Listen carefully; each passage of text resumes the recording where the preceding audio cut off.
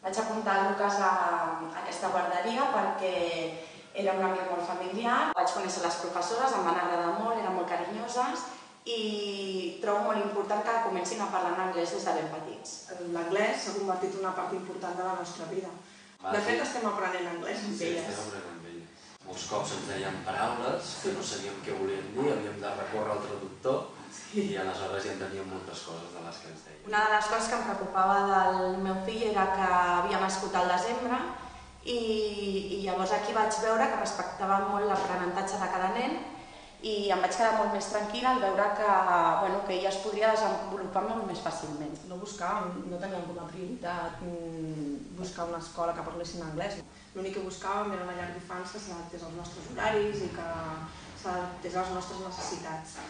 I la veritat és que ha estat molt benvingut a casa. L'hem incorporat a la nostra rutina. Clar, és molt curiós, és molt divertit sentir-les parlar entre elles, com es diuen les coses. Hem apostat fort per això, per facilitar-los les coses de cara al futur.